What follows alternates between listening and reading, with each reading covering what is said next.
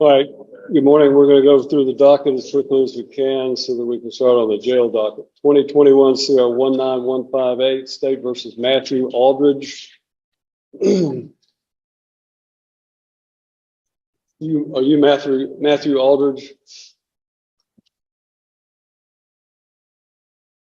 Are you Matthew Aldridge? I'm the attorney of fact for Matthew Aldridge. You were what? The attorney of fact. Attorney what? Of fact. Attorney of fact. And what does that mean? You know, right. His authorization to do legal representation. Are you a licensed attorney? No, I'm simply an attorney of fact. Okay. And does that mean you have a power of attorney? What is your name? What is your name? My name? Yes, sir. I don't have. You don't have a name? Pardon? I'm the attorney of fact for the respondent in the area. Well, let me explain to you. Only an attorney at law can stand in court and represent a criminal defendant. And to do so otherwise violates the criminal law statutes of the state of Tennessee and could land someone who attempts to represent themselves as an attorney at law in serious trouble. I understand what you're saying. I understand you're saying an attorney in fact. And what I want you to understand is that if you have a power of attorney, then you need to demonstrate that power of attorney. Do you have a legal document called a power of attorney? No, I do not at this time. Okay. Then you don't have any authority to act on behalf of Matthew Aldridge in this court. You have no legal authority, nor do you have any authority through a legal document to represent or to act on behalf of Matthew Aldridge. Why don't the court just let me file this document? Show it to the bailiff and he'll show it to me. Oh, apparently there's a copy here.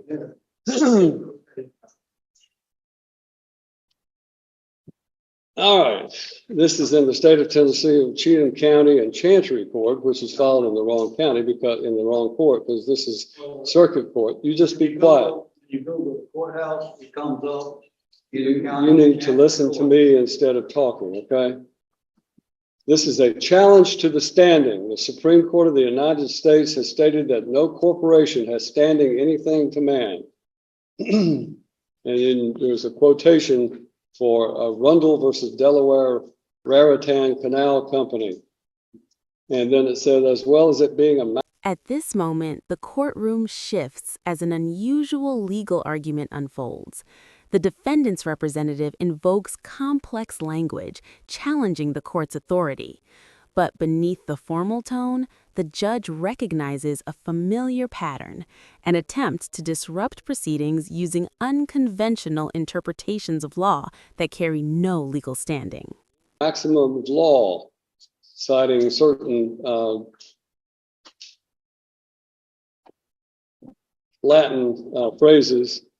Dissimilar things ought not to be joined by a definition of Black's Law Dictionary. So the respondent in error requires that the state of Tennessee Incorporated and Cheatham County Chancery Court prove their standing to proceed against a man in any court of law. You have 15 calendar days to prove your standing or forever yield to estoppel, waiver, and fraud, and cease and desist this proceeding immediately. More time is available if requested.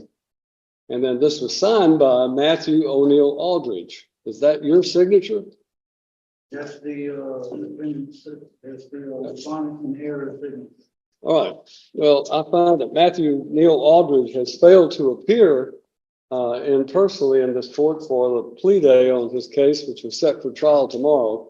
And as a result, you have no standing, sir, under what I know what you're trying to do is to try to use the sovereign citizen approach to this situation. And I'm simply telling you that you do not have the right to represent Matthew Neil Aldridge. If you are, in fact, Matthew Neil Aldridge, then you need to say so and stop this nonsense, because what you're attempting to do has no legal effect. You cannot challenge the criminal law or the jurisdiction of this court by simply filing some legal mumbo jumbo having to do with civil litigation.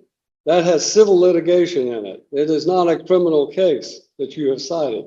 So it has no effect on this court regarding the criminal statutes of this court.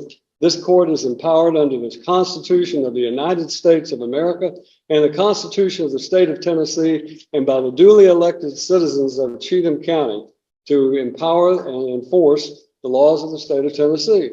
And that is what I'm going to do regarding Matthew Lynn Aldridge.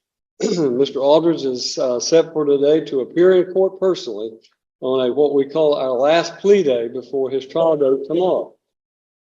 Question. Is that an Article 3 trial? To what? Will that be an Article 3 trial? A trial by jury with jury? It would be a trial by jury. Certainly it would be. But I don't know who you are. Tension rises as the judge firmly reasserts control. He makes it clear that the courtroom operates under established legal principles, not personal interpretations. What unfolds is a direct confrontation between structured law and misguided belief, as the court emphasizes the importance of proper legal representation and accountability. And I don't think you have any authority if you are not Matthew Lynn Aldridge to appear before this court. And you're wasting valuable time that all of these other citizens who are here today. So when I'm talking, you stop talking. No, you will when I'm finished talking. You are wasting the court's time by doing this. And I'm just simply instructing you that if you are in fact Matthew Lynn Aldridge, then this is your last day to settle your case. The trial date is set for tomorrow, and unfortunately, it will not go forward because of the fact that I have a conflict and I have to be in Stewart County on a civil matter. So we're going to assign a new trial date for Matthew Lynn Aldridge. Now, is there a problem with the jury warrants? If you put a notice up there for tonight, if we don't need you tomorrow, but we need you on February the 6th.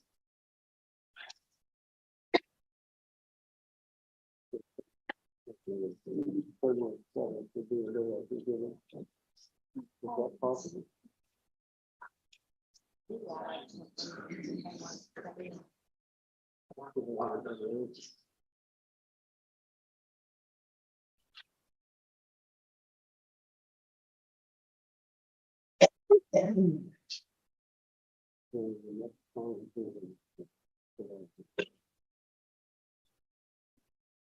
General, we're going to need to set a trial date in July.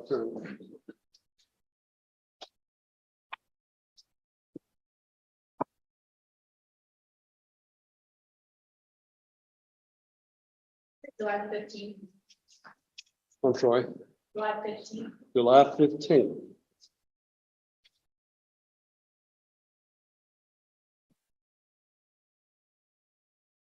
All right. As the hearing concludes, the judge delivers a decisive ruling. The submitted document is dismissed as invalid, lacking any relevance to criminal law. A new trial date is set, reinforcing the court's authority. The message is unmistakable. Legal systems cannot be bypassed through technicalities or improvised arguments. Matthew Aldridge and the individual standing before me, whose name must not be uttered. Then we will set a July 15th trial date for Mr. Aldridge. Whatever this document is that you have filed is in fact invalid because it does not cite any valid criminal statute, and therefore I'm denying whatever that might be in the way of a motion. The trial date will be July 15th. The last day for Mr. Aldridge to enter a plea or go to trial will be July the 8th. July the 8th. Now, we're going to give you a card. If you are in fact Matthew Aldridge and you're just playing games with the court regarding this nonsense that you filed, then you may get this card and you may go on about your business. If you are not Matthew Aldridge, then I would suggest to you, you relay to Mr. Aldridge that he must appear on July the 8th, or a bond revocation will take place, and his case will be set, will take place with him in jail, incarcerated on the 15th. That's the judgment of the court. You need to take your piece of paper and go on about your business.